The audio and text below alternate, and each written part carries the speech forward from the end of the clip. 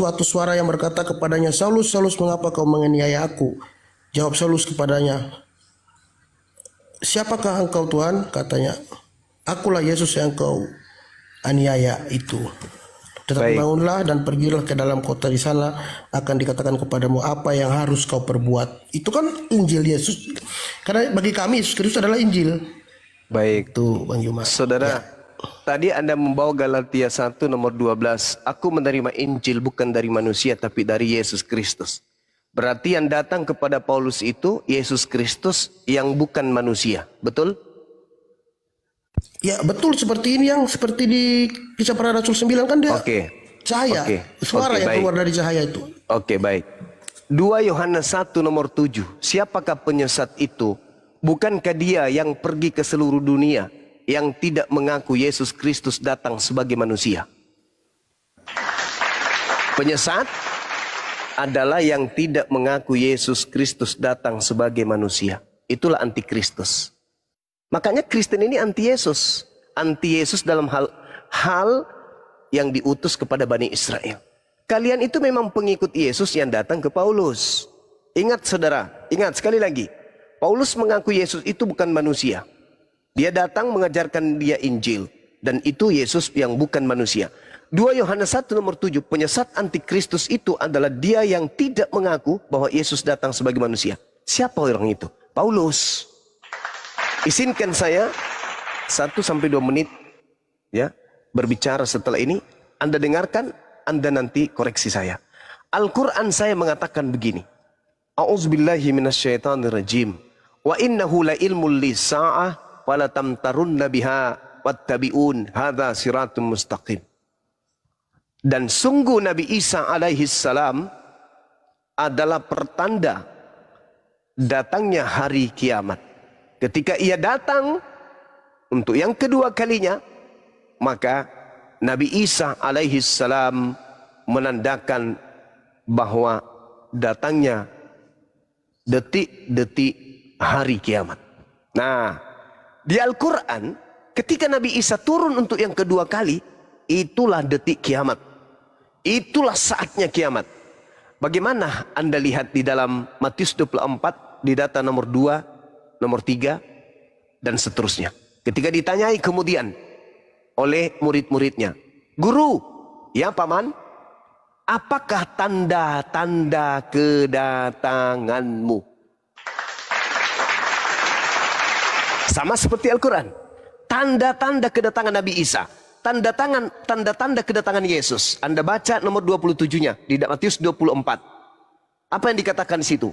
Sebab sama seperti kilat memancar sinarnya dari timur sampai ke barat, demikianlah tanda kedatangan anak manusia kelak.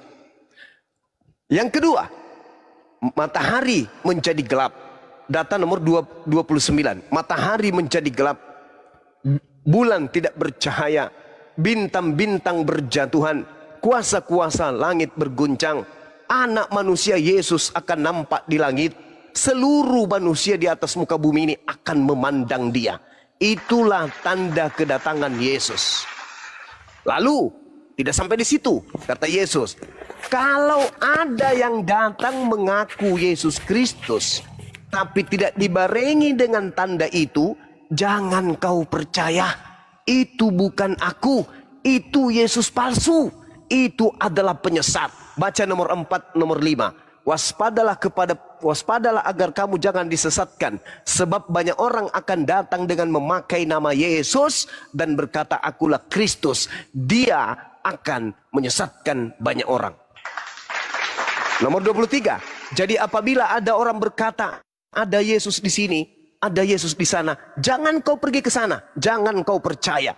Camkanlah, aku sudah mengatakannya terlebih dahulu kepadamu. Jadi apabila ada orang berkata ada Yesus di padang gurun, ada Yesus di dalam bilik, jangan kau percaya. Sebab Yesus palsu dan nabi-nabi palsu, rasul-rasul palsu akan datang dan akan melakukan mujizat-mujizat sekiranya mungkin menyesatkan orang-orang pilihan juga.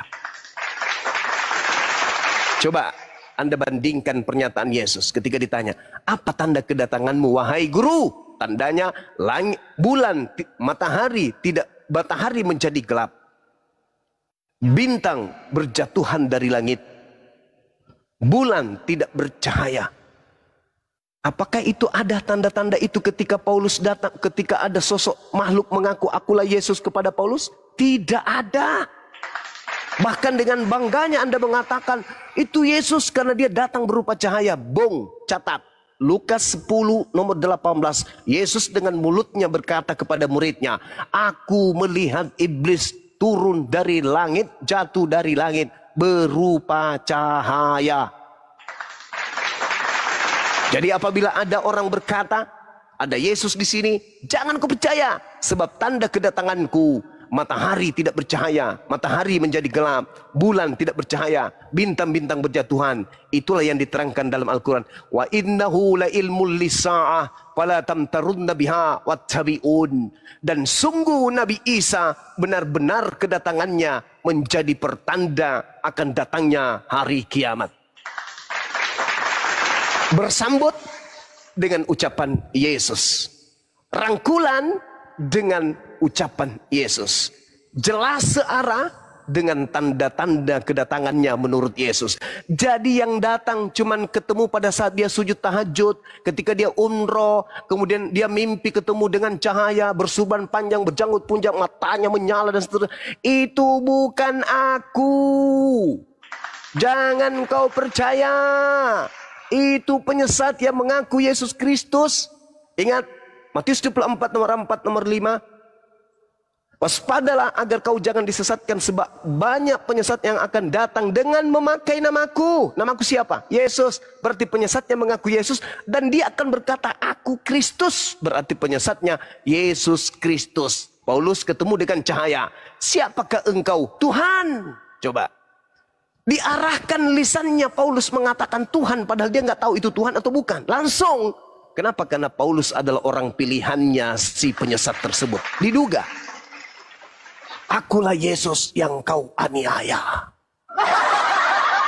Pergilah ke seluruh dunia. Jadikanlah seluruh manusia jadi pengikutku. Sedangkan yang asli, Matius 5 nomor 24. Aku hanya diutus hanya kepada domba yang hilang dari umat Israel. Coba Anda telusuri iman Anda. Coba Anda pikirkan, kalau tidak karena ada yang menyesatkan, ada apa agama Kristen menggunakan kitabnya agama Yahudi secara tidak sah, hanya berupa terjemahan? Adakah nabi yang diutus kemudian untuk orang Roma? Adakah nabi yang diutus untuk orang Yunani, Kristen pertama, Katolik pertama kali? Adakah kemudian kitabnya orang Yahudi memang Tuhan firmankan untuk kalian Kristen? Tidak ada, kawan. Tidak ada. Mazmur 147 nomor 19 nomor 20. Firmanku yang datang kepada anak-anak Yakub dan aturan-aturanku yang aku berikan kepada Israel, tidak aku berikan kepada bangsa di luar Israel. Ulangan 33 nomor 4. Taurat adalah milik hak kepunyaan Bani Yakub. Yeremia 31 nomor 31, nomor 32, nomor 33. Aku akan mengadakan perjanjian baru kepada Bani Israel dan Bani Yehuda. Aku akan menanamkan hukum Taurat ke dalam batin setiap dari Bani Israel dan Bani Yehuda. Pertanyaannya, kalau bukan karena si iblis, apa alasannya terjemahan kitabnya agama Yahudi ada di atas kitabnya orang Kristen? Ini yang membuat bom-bom mencret. Nana tidak mampu menjawab, hanya membahas tentang kutu, dan kutu. Kalau bukan karena informasi dari si penyesat dari alam roh yang membisikkan pakai kitabnya ini supaya kita dianggap benar, siapa lagi? Anda bertanya, itu adalah Yesus? No, Yesus itu anak manusia. Coba Anda lihat, tanda kedatanganku adalah anak manusia akan nampak di langit. Seluruh manusia akan melihatnya. Anak manusia. Apa kata Paulus? Aku menerima Injil bukan dari manusia. Berarti bukan dari Yesus. Tapi penyesat yang mengaku-ngaku Yesus. Mau saya buktikan? Kalau saya dikasih waktu lagi saya buktikan. Lihat teropong kitab Wahyu. Teropong kitab Wahyu. Yang Anda bangga-banggakan itu. Yang Kristen-Kristen banggakan itu. Akulah Alfa, akulah Omega. Coba Anda lihat. Wahyu 1 nomor 18. Dan yang hidup, aku telah mati. Namun lihatlah, aku hidup sampai selama-lamanya. Dan aku memegang segala kunci maut dan kerajaan maut. Siapa yang memegang kunci kerajaan maut? Siapa yang memegang kemudian yang berkuasa atas maut? Baca Ibrani 2 nomor 14. Karena anak-anak itu adalah anak-anak dari darah dan daging, maka ia juga menjadi sama dengan mereka dan mendapat bagian dalam keadaan mereka, supaya oleh kematiannya ia memusnahkan dia, yaitu iblis yang berkuasa atas maut. 1 Yohanes 5 nomor 19. Dengarkan. Kita tahu bahwa kita berasal dari Allah dan seluruh dunia berasal di bawah kuasa iblis. Kisah 2 nomor 24. Tetapi Allah membangkitkan dia dengan melepaskan dia dari sengsara maut, karena tidak mungkin ia tetap berada dalam kuasa maut. Ibrani 2 nomor 9. Tetapi dia yang untuk waktu yang singkat dibuat sedikit lebih rendah daripada malaikat-malaikat, yaitu Yesus, kita lihat yang oleh karena penderitaan maut dimahkotai dengan kemuliaan dan hormat, supaya oleh kasih karunia Allah ia mengalami maut bagi sesama manusia. Yohanes 12 nomor 31. Sekaranglah waktunya dunia ini akan dihukumkan, dan juga waktunya iblis, yaitu penguasa dunia, dilemparkan keluar. Ingat saudara, Yohanes 14:30 iblis penguasa dunia. Yohanes 12 nomor 31 iblis mulai waktunya menguasai dunia, sebab iblis dikeluarkan dari tempatnya. Yohanes 16 nomor 11 akan penghakiman, karena penguasa dunia telah dihukum. Pahami itu baik-baik. Ketika ada yang berkata, akulah Alfa dan Omega, akulah yang telah mati namun aku hidup kembali supaya sampai selama-lamanya, dan aku memegang segala kunci maut dan kerajaan maut. Ngeri, karena yang memegang kunci maut dan kerajaan maut itu adalah iblis. Ingat, kata Yesus, kerajaanku bukan di dunia ini, kerajaanku adalah di surga. Sedangkan yang mengaku di Alfa dan Omega itu adalah kerajaannya di alam maut. Siapa yang berkuasa atas maut? Iblis. Camkan itu baik-baik. Camkan sekali lagi, saya katakan. Camkan sekali lagi. Yesus tidak pernah berkata, akulah Alfa dan Omega. Yesus berkata, aku datang bukan atas kehendakku sendiri. Berarti dia tidak maha berkehendak, berarti bukan dia yang awal. Wahyu 1 nomor 18. Aku memegang segala kunci maut dan kerajaan maut. Iblis adalah penguasa kerajaan maut.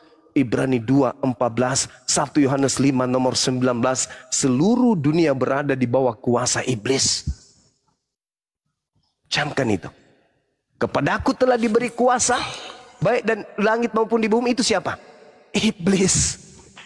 Tetapi ada yang keluar dari kubur, berkata kepada murid Yesus, kepadaku telah diberi kuasa di dunia. Kata Yesus, itu iblis. Tapi itu mengaku, akulah Yesus Kristus. Maka ketika Yesus telah terangkat ke langit, dia kemudian bebas menyesatkan siapapun. Karena tak ada lagi nabi di dunia. Sudah terangkat Nabi Allah, sudah terangkat duta Allah, telah terangkat Rasulullah, yaitu Yesus alaihi salam, diangkat ke langit.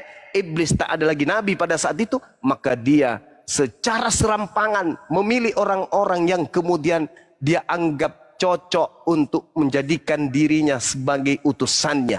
Ingat Kisah Para Rasul 16 nomor 18. Iblis memproklamirkan kerasulan Paulus. Demikian, silakan. Baik, terima kasih. Begini Bang Juma. Silakan. Bagi kami, Yesus adalah juga Allah adalah firman, dan Yesus adalah Allah sendiri yang turun. Dan kejadian di Damsyik ini sama halnya dengan Musa, penampakan Allah waktu menampakkan diri kepada Musa sewaktu dia mengembalakan kambing. Allah itu berfirman, akulah Allah ayahmu, Allah Abraham, Allah Ishak dan Allah Yakub.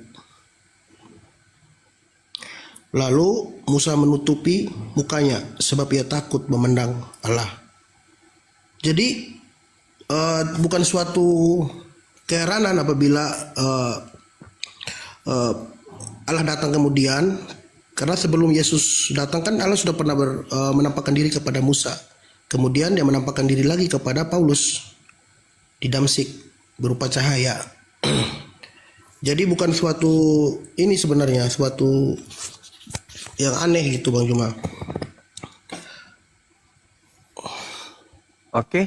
Di Keluaran 3 ayat 1 ya sampai berapa tuh? 6. Karena sebelumnya kan Allah pernah menampakkan diri juga kepada Nabi Musa. Jadi apabila dia menampakkan diri kepada Paulus di Damsik, karena waktu sebelum Yesus turun kan Yesus adalah Allah sendiri yang menampakkan diri kepada Musa. Kemudian dia menampakkan diri lagi kepada Paulus di Damsik gitu. Oke. Murid-murid Yesus, apapun yang terjadi terhadap gurunya, percaya bahwa Yesus itu utusan Tuhan. Yohanes 17:8, segala firman yang kau berikan kepadaku telah aku sampaikan kepada mereka, dan mereka telah menerimanya, dan mereka percaya bahwa engkaulah yang telah mengutus aku. Berbeda dengan Bang Juma. Maaf, bagaimana dengan Yohanes 1 ayat 1 Bang Juma? Yohanes 1 nomor 1. Pada mulanya adalah firman. Yes, Firman itu bersama-sama dengan Allah. Ya.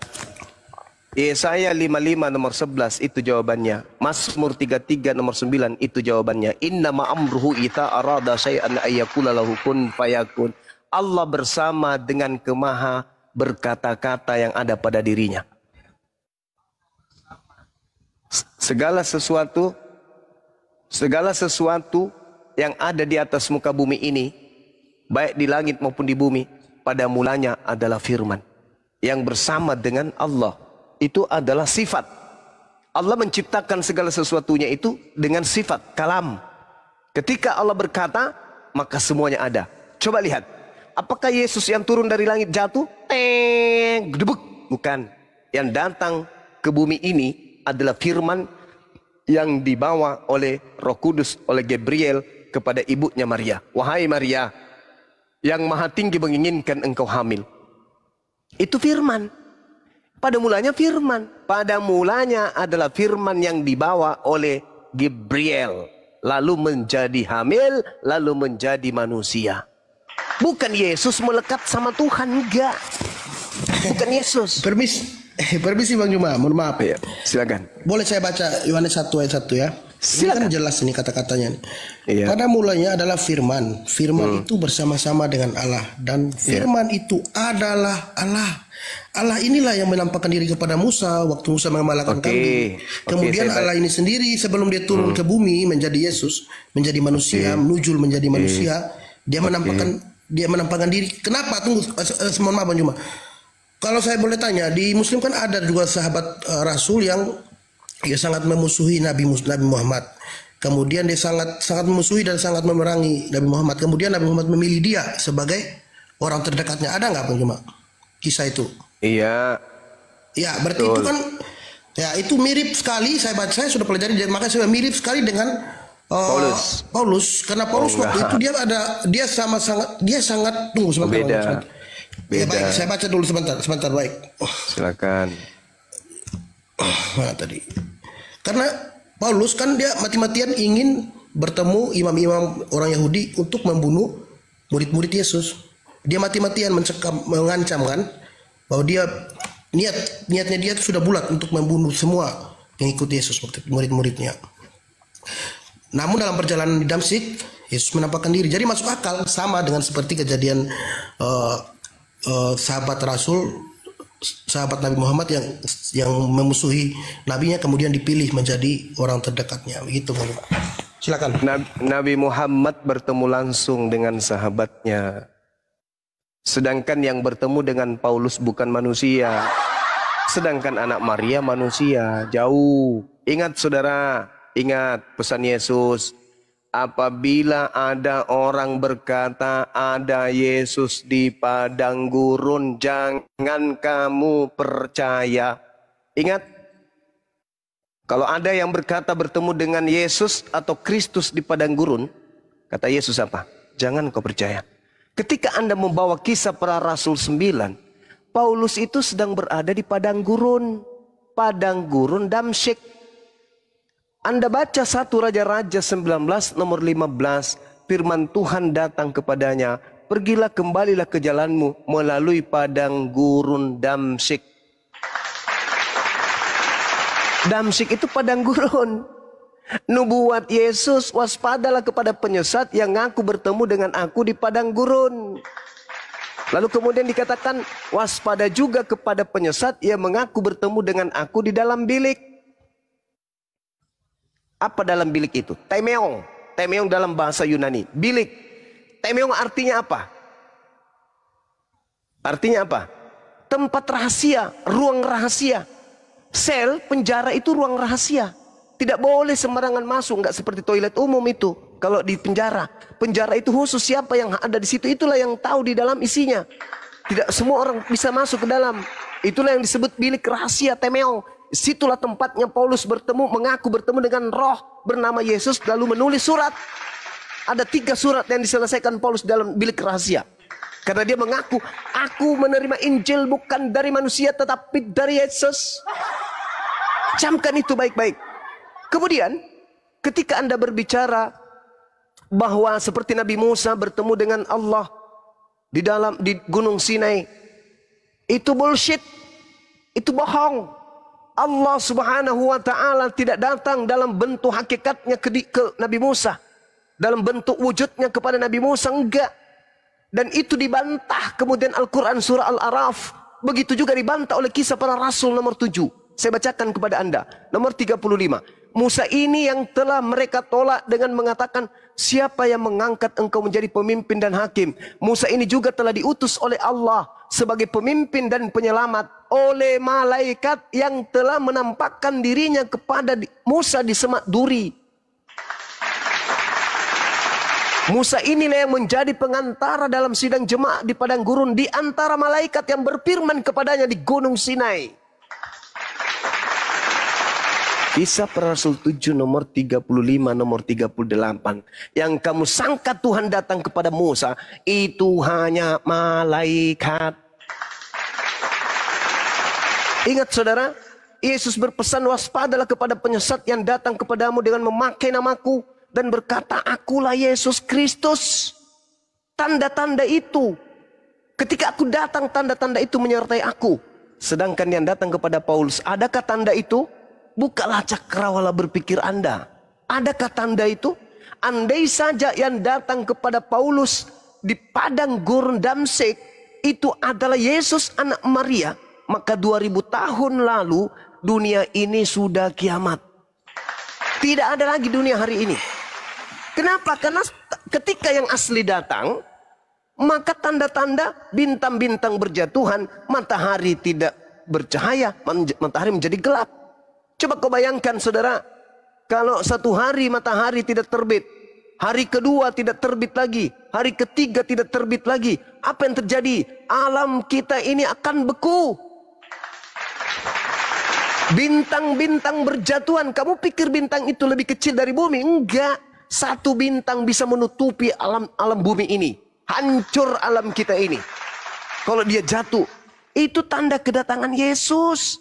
Jadi kalau ada yang datang ngaku-ngaku Yesus, meskipun 1 juta, 1 miliar orang atau makhluk ngaku-ngaku, aku ya Yesus, dengan segala macam mujizat yang dia perlihatkan, itu bukan Yesus. Kecuali tanda-tandanya ada. Apa itu?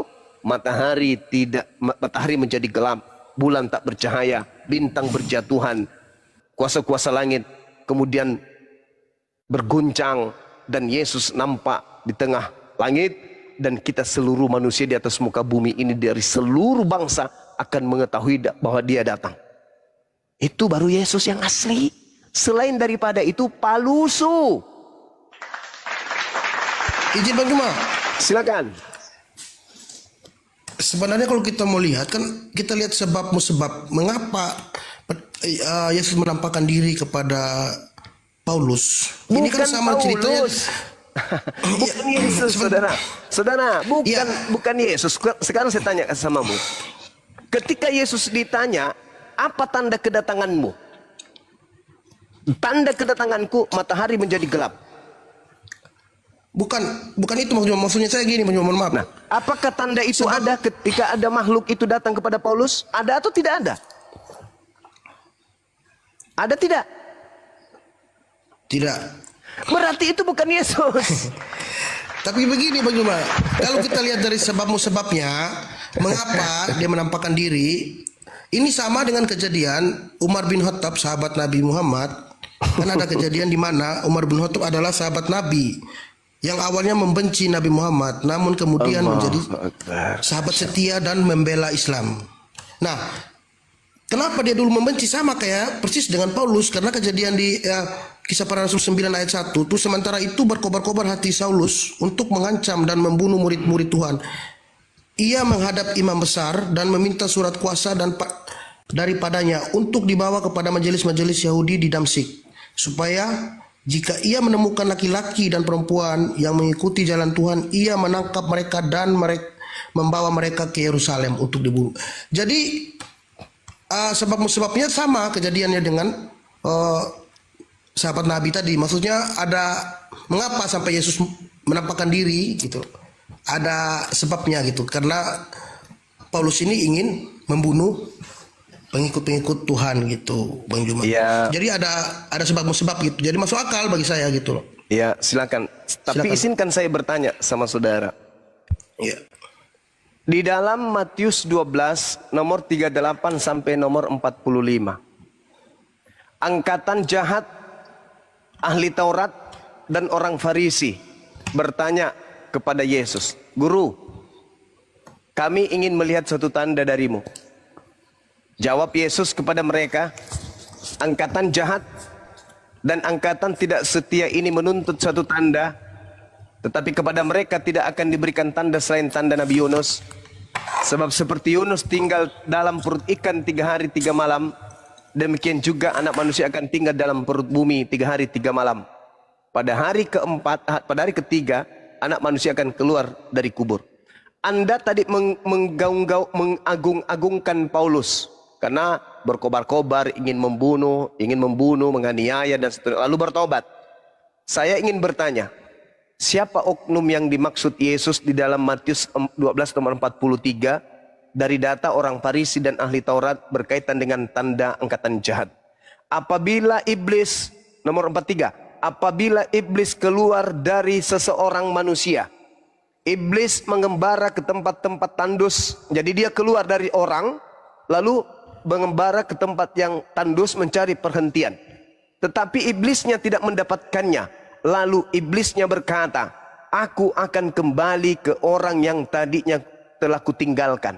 Maka pergilah iblis dan mendapati orang tersebut. Orang itu sudah bertaubat, bersih, tersapu, rapi dan teratur. Orang itu sudah bertaubat. Lalu iblisnya keluar kembali dari orang tersebut dan mengajak 7 iblis lain yang jauh lebih jahat dari dirinya. Dan ke-8 iblis ini masuk kembali kepada orang yang bertaubat tadi dan berdiam di situ. Maka akhirnya keadaan orang itu jauh lebih buruk daripada keadaannya semula. Demikianlah kata Yesus juga akan berlaku atas angkatan jahat ini. Pertanyaan saya, siapa yang sesaman Yesus yang pernah bertaubat lalu kemudian mengaku-ngaku bertobat menjadi orang baik, lalu kemudian dia mengajarkan kebangkitan pada hari ketiga sebagai simbol angkatan jahat? Sebut nama orang Farisi ahli Taurat yang kemudian pernah bertaubat, tetapi ternyata setelahnya jauh lebih jahat kemudian. Silakan.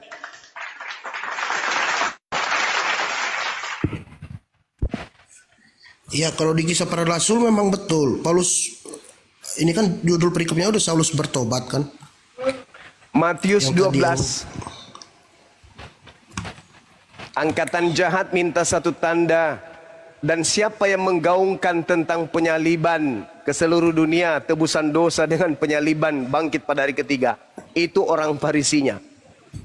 Angkatan jahat yang tadinya bertobat lalu semakin menjadi-jadi. Nah, kata kuncinya ada di Matius 23. Matius 23 nomor 1, nomor 2, nomor 3. orang-orang Yahudi, ahli Taurat dan orang Farisi telah menduduki kursi Musa. Mereka berkata-kata tentang Taurat tetapi mereka tidak mempraktekkannya. Ikutilah apa yang dikatakan, tapi jangan kau ikuti apa yang mereka lakukan. Sebab mereka berbicara Taurat tapi mereka tidak mempraktikkannya. Nomor 15-nya, celakalah engkau wahai ahli Taurat, orang Farisi, orang munafik, engkau menjelajahi daratan, menyeberangi lautan untuk mentobatkan orang untuk menjadi pengikut agamamu, dan setelah dia mengikutimu, kau jadikan dia orang neraka dan dua kali lebih jahat daripada engkau sendiri. Baca Kisah Para Rasul 24 nomor 5. Paulus adalah tokoh dari agama Kristen.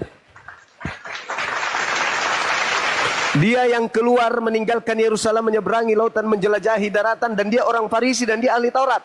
Dia mentobatkan orang-orang Roma menjadi pengikutnya.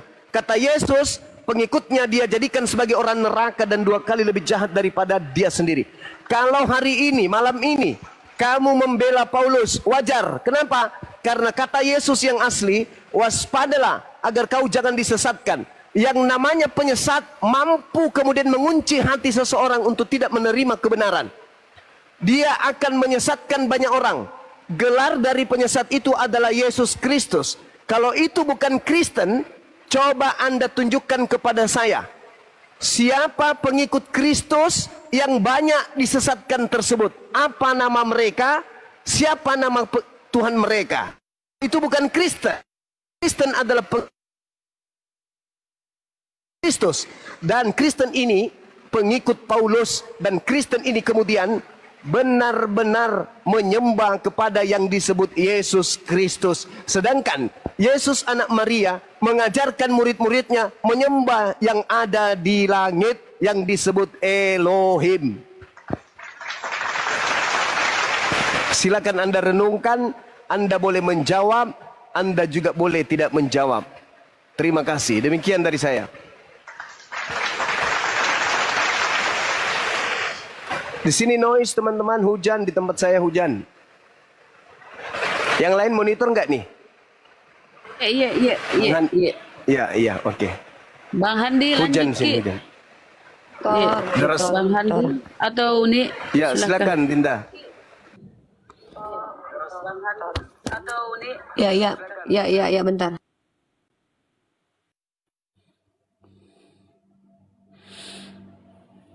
Gimana Alkitab udah ini tercerahkan? Terus saya mau tanya Bang Juma, bagaimana dengan Kisah Para Rasul 20 ayat 6, Paulus menghidupkan orang mati? Jika dia Bang KTP, Bang Zuma katanya tadi hujan, kan sudah dengarkan. Iya. Nah, kalau mau lanjut sama saya, silakan.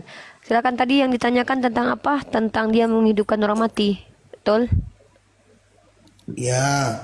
Ya udah, Abang baca lagi kitab Anda. Bukankah Yesus mengatakan penyesat itu juga bermukjizat dan melakukan tanda-tanda besar? Jadi, jangan parameter bermukjizat itu langsung dianggap sebagai orang yang benar ya. Karena penyesat pun bisa bermukjizat atau memiliki tanda-tanda ajaib gitu. Lanjut.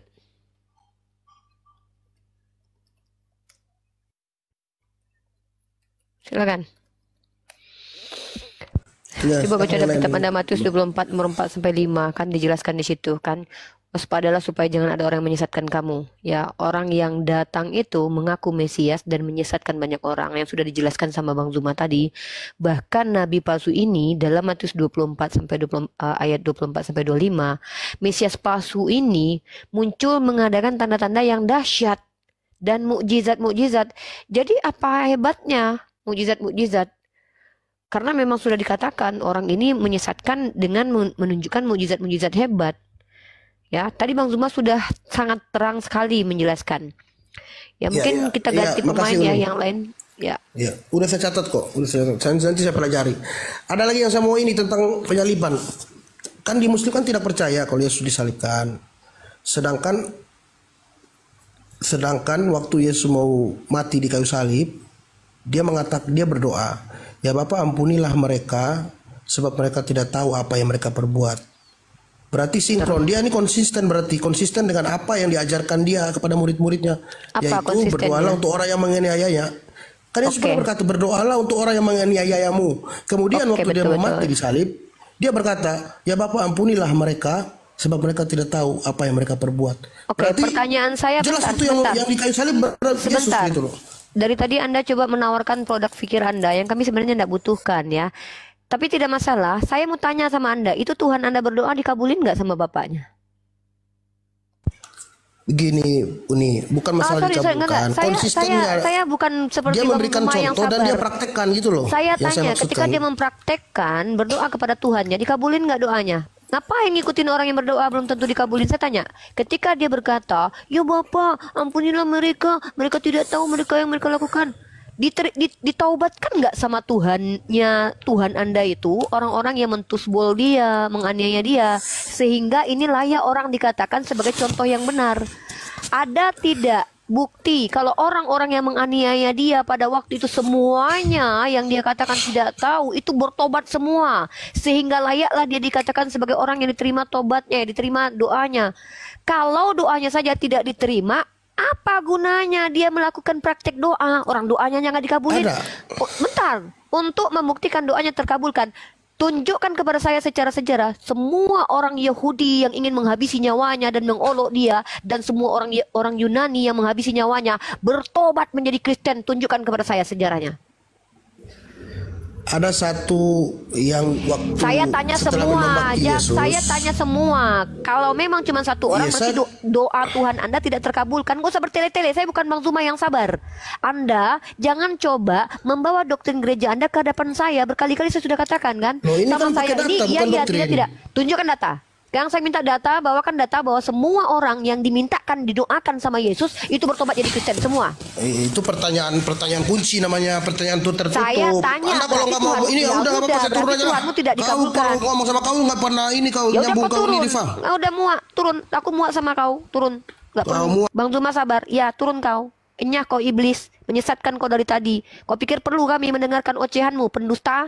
Bang Zuma sabar, aku bukan. Tahu kau, aku adeknya. Kalau aku salah dari Bang Zuma wajar, aku adeknya, paham kau? Enak aja kau bilang, berdoa. Tuhan kau berdoa dikabulin nggak?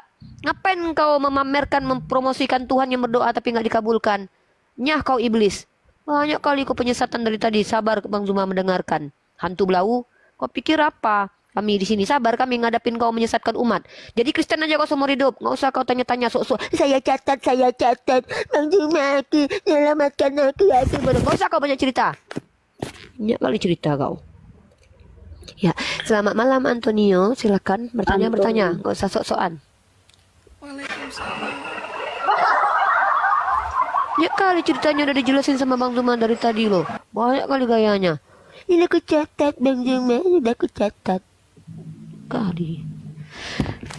Ya, silakan Antonio, tunjukkan kalau betul Tuhan kalian itu mempraktekkan Tuhan kalian loh ya, sembahan kalian itu, manusia yang kalian sembah, yang mati terkutuk di tiang salib. Ketika dia berdoa di tiang salib, kalau memang dia suri tauladan yang baik, ketika dia berdoa dikabulin Bapaknya. Tunjukkan sama kami data bahwa seluruh orang yang dia katakan, ya Bapa, ampuni mereka, mereka tidak tahu yang mereka perbuat.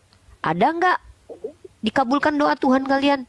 Kalau doa Tuhan kalian saja tidak dikabulkan, kenapa kalian promosikan agama kalian di sini? Bertanya kalian kepada kami yang paham, yang belajar. Jangan kalian coba menyesatkan di sini. Ada urusannya kami dengan agama kalian. Kami tidak mengizinkan kalian menyesatkan di agama Islam. Dari tadi banyak kali diulang-ulang terus, dari mulai kau muncul di publik ini, itu saja pertanyaanmu. Ya, oke, silakan Antonio. Kita sapa dulu Antonio. Antonio Kristen. Kenapa dia diem? Antonio ke Kristen. Oh, jangan mau ngeri. Muslim. Oh, Muslim. Yang naik Kristen dulu, Bang. Oke, Apa yang disampaikan, Nalio? Oke, apa mau disampaikan? 1 menit, silakan. Antonio. Nggak ada ya?